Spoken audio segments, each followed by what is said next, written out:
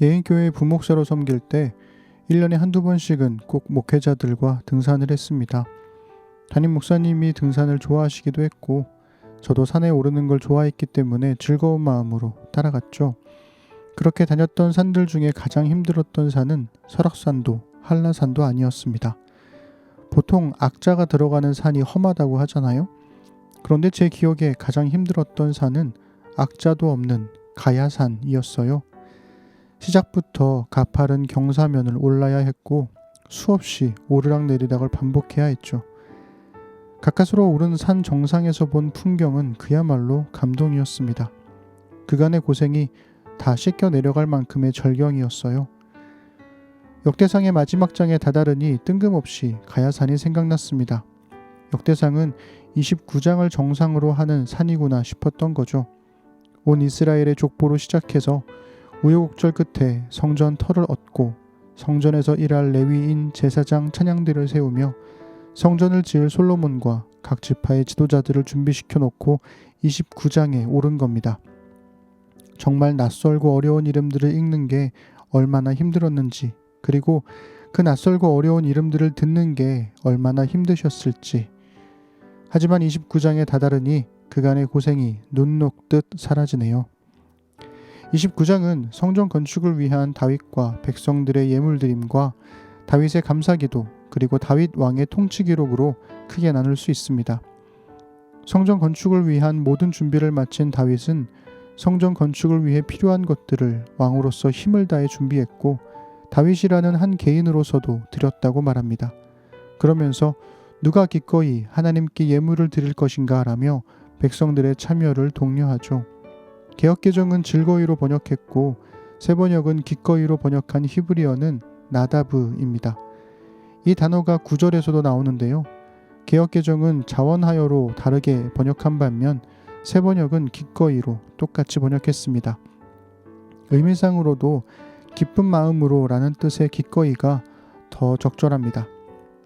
자, 그럼 역대상 마지막 29장을 읽어볼까요? 오늘도 새번역으로 읽어드릴게요.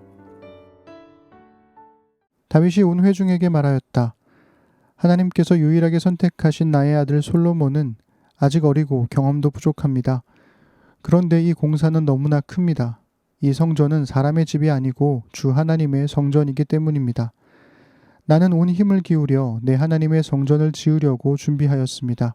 곧 금 기구들을 만들 금과 은 기구들을 만들 은과 동 기구들을 만들 동과 철 기구들을 만들 철과 목재 기구들을 만들 목재와 만호와 박을 보석과 꾸밀 보석과 여러 색깔의 돌과 그 밖에 여러 보석과 대리석을 많이 준비하였습니다. 또 내가 하나님의 성전을 사모함으로 내가 성전을 지으려고 준비한 이 모든 것 밖에 나에게 있는 금과 은도 내 하나님의 성전을 짓는 데에 바쳤습니다.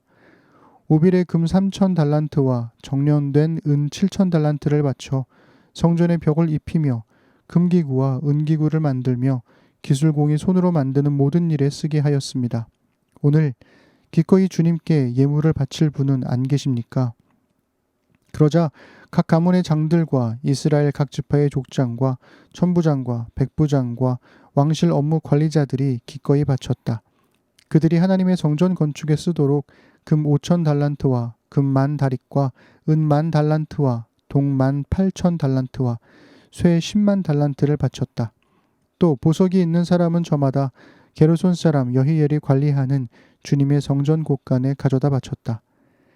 그들이 기꺼이 주님께 예물을 바쳤으므로 그들이 이렇게 기꺼이 바치게 된 것을 백성도 기뻐하고 다윗 왕도 크게 기뻐하였다.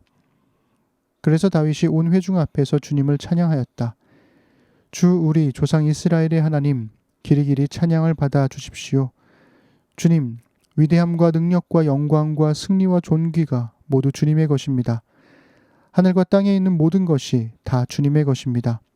그리고 이 나라도 주님의 것입니다. 주님께서는 만물의 머리 되신 분으로 높임을 받아 주십시오. 부와 존귀가 주님께로부터 나오고 주님께서 만물을 다스리시며 주님의 손에 권세와 능력이 있으시니 사람이 위대하고 강하게 되는 것도 주님의 손에 달렸습니다. 우리 하나님, 우리가 지금 주님께 감사하고 주님의 영광스러운 이름을 찬양합니다. 제가 무엇이며 저의 백성이 무엇이기에 우리가 이렇듯이 기쁜 마음으로 바칠 힘을 주셨습니까? 모든 것을 주님께서 주셨으므로 우리가 주님의 손에서 받은 것을 주님께 바쳤을 뿐입니다. 주님 앞에서 우리는 우리의 모든 조상처럼 나그네와 임시 거주민에 불과하며 우리가 세상에 사는 날이 마치 그림자와 같아서 의지할 곳이 없습니다. 주 우리 하나님, 우리가 주님의 거룩한 이름을 위하여 주님의 성전을 건축하려고 준비한 이 모든 물건은 다 주님의 손에서 받은 것이니 모두 다 주님의 것입니다. 나의 하나님, 주님께서는 사람의 마음을 헤아리시고 정직한 사람을 두고 기뻐하시는 줄을 제가 압니다. 나는 정직한 마음으로 기꺼이 이 모든 것을 바쳤습니다. 이제 여기에 있는 주님의 백성이 주님께 기꺼이 바치는 것을 보니 저도 마음이 기쁩니다. 주 우리 조상 아브라함과 이삭과 이스라엘의 하나님, 주님의 백성이 마음 가운데 품은 이러한 생각이 언제까지나 계속되도록 지켜주시고 그들의 마음이 항상 주님을 향하게 해주십시오. 또 나의 아들 솔로몬에게 온전한 마음을 주셔서 주님의 계명과 법도와 율례를 지키고 이 모든 일을 할 수 있게 하시며 내가 준비한 것으로 성전을 건축하게 해 주십시오. 그리고 다윗은 온 회중에게 주 당신들의 하나님을 찬양하십시오 하고 말하였다. 그러자 온 회중이 조상의 하나님 주님을 찬양하고 주님과 왕에게 무릎을 꿇고 경배하였다. 그 다음 날 백성이 주님께 제사를 드리고 또 번제를 드렸다. 수소 1000마리와 수양 1000마리와 어린 양 1000마리와 부어 드리는 제물 등의 풍성한 제물로 온 이스라엘을 위하여 제사를 드렸다. 그날에 그들은 주님 앞에서 먹고 마시며 크게 기뻐하였다. 그리고 그들은 다윗의 아들 솔로몬을 다시 왕으로 삼아 그에게 기름을 부어 주님께서 쓰실 지도자가 되게 하고 사독에게 기름을 부어 제사장으로 세웠다. 솔로몬이 그의 아버지 다윗의 뒤를 이어 주님께서 허락하신 왕좌에 앉아 왕이 되었다. 그가 잘 다스렸으므로 온 이스라엘이 그에게 순종하였다. 그리고 모든 지도자와 용사와 다윗의 다른 아들들까지도 솔로몬 왕에게 복종하였다. 주님께서 온 이스라엘의 눈에 띄도록 솔로몬을 크게 높여주시고 그 이전에 어떤 이스라엘 왕도 누리지 못한 왕국의 영화를 그에게 베풀어 주셨다. 이새의 아들 다윗이 온 이스라엘의 왕이 되어 이스라엘을 다스린 기간은 40해이다. 헤브론에서 7해를 다스리고 예루살렘에서 33해를 다스렸다. 그가 백발이 되도록 부와 영화를 누리다가 수명이 다하여 죽으니 그의 아들 솔로몬이 그의 뒤를 이어 왕위에 올랐다. 다윗 왕의 역사는 처음부터 끝까지 선견자 사무엘의 기록과 선지자 나단의 기록과 선견자 갓의 기록에 다 올라 있는데 그의 통치와 무용담 및 그와 이스라엘과 세상 모든 나라가 겪은 그 시대의 역사가 기록되어 있다. 아멘. 다윗은 하나님께 감사 기도를 드립니다. 다윗은 모든 것이 하나님의 것이라 고백해요.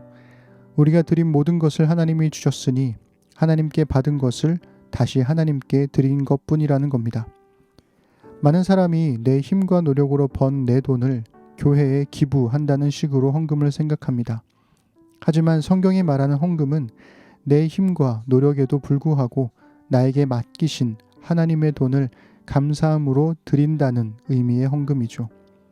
다윗은 하나님께 드리는 헌금에 있어 가장 중요한 것을 기꺼이 자원하는 마음과 정직한 마음이라 여깁니다. 당신은 어떤 마음으로 하나님께 헌금을 드리시나요? 헌금인가요? 기부인가요? 다윗은 솔로몬이 하나님의 말씀에 순종하고 성전 건축을 잘할 수 있도록 온전한 마음을 구합니다. 개역개정 성경은 정성된 마음이라고 번역했는데요.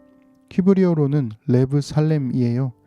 레브는 마음이고 살렘은 평화, 온전함, 완전함 등으로 번역될 수 있습니다. 게다가 살렘은 솔로몬이란 이름의 뿌리입니다. 그렇게 하나님께 드려진 헌금과 성전 건축을 위해 세워진 새로운 왕과 백성들이 기쁨으로 먹고 마시는 축제의 현장. 역대상은 그렇게 축제로 끝나요. 솔로몬이 왕으로, 사독이 제사장으로 세워지며 왕과 제사장과 백성들이 한 마음으로 하나님을 기뻐하는 현장에 하나님도 기뻐하십니다. 역대상의 저자들은 자신들의 시대에 세워진 새로운 성전 앞에서 오래전 그날의 기쁨이 재현되길 바랐던 게 아닐까요? 가야산 정상은 아름다웠지만 내려오는 길은 여전히 험했습니다. 신고 갔던 운동화는 앞이 터져버렸고 결국 발을 절뚝거리며 부러진 나뭇가지를 의지해 간신히 내려왔죠. 10월에 하게 될 역대하의 산행은 좀 더 수월하길 기대해봅니다. 역대상 본문은 끝났지만 묵상은 25회까지 갈 거예요. 조금만 더 함께 걸어주세요.